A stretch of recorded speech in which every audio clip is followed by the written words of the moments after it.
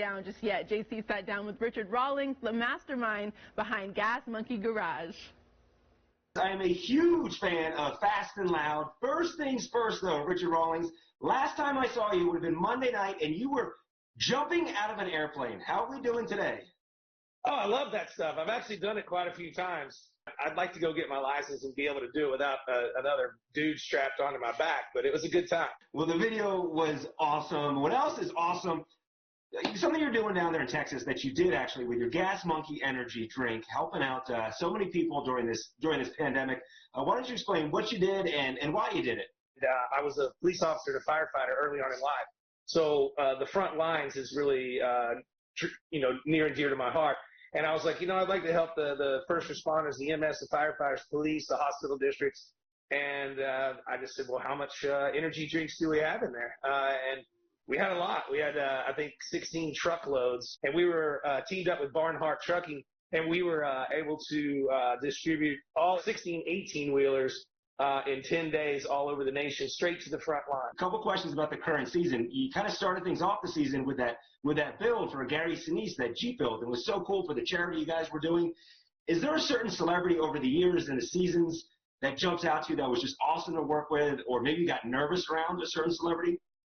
Well, not that you just mentioned him, but I mean, Gary Sinese does so much for our wounded veterans that, he was a joy to work with and just an awesome individual all the way around. And I've had the opportunity to work with the likes of Chip Foose, as far as I'm concerned, one of the best car builders in the world.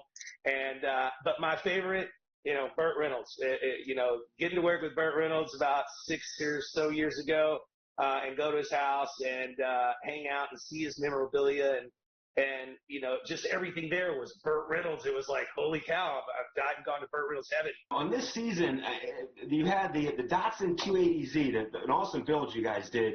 And then you sold the car this season that we saw. And why don't you tell everybody what happened after you sold the vehicle? Because this blows my mind. It burned to the ground. The trailer that it was riding in had a Ferrari and a couple of Bentleys in there too. And I mean, there's just some high dollar cars. And they called me up and they said it burned to the ground. I said, well, what happened? And they showed me a picture of the trailer and everything was gone. Does your heart just break when that happens to one of your projects?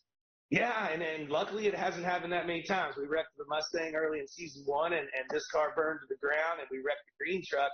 So 3 out of 170 or so cars is not bad. My final question, how much cash do you have on you right now? Because it always seems like you're rolling with wads of money. How much cash you got here? Let's see. It looks a little light today. I'd say this is about 7 or 8. I'm trying to virtually grab it. If you want to give it to me, I can kind of virtually, thank you. I'm ready to bring it to Vegas. Y'all need to open up there. I haven't had my gambling fix in quite some time, and I usually get out to Vegas 6 to 10 times a year, so I got to get out there.